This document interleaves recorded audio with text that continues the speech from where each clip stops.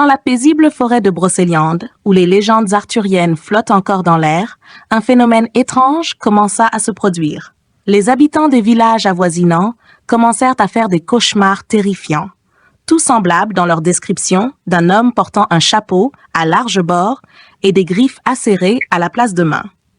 Bientôt, la rumeur se répandit que Freddy Krueger, le tueur des rêves, avait trouvé refuge dans les bois enchantés de Brocéliande. Les gens tremblaient de peur à l'idée que leur nuit paisible soit envahie par ce cauchemar vivant. Les chevaliers de la table ronde, alertés par les récits troublants, décidèrent d'enquêter.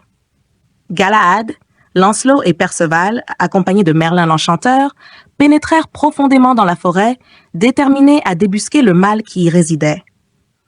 Dans les méandres de Brocéliande, ils rencontrèrent des épreuves mystiques et des créatures fantastiques, mais aucun signe de Freddy Krueger.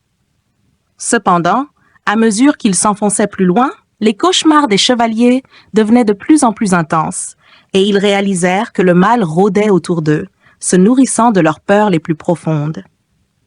Enfin, après une nuit agitée de rêves tourmentés, les chevaliers se retrouvèrent face à face avec l'ombre redoutée.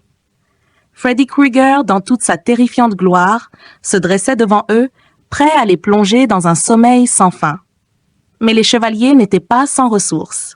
Avec l'aide de Merlin, ils déchaînèrent un puissant sortilège qui confina Freddy dans un coin reculé de l'esprit de la forêt, loin des rêves des innocents.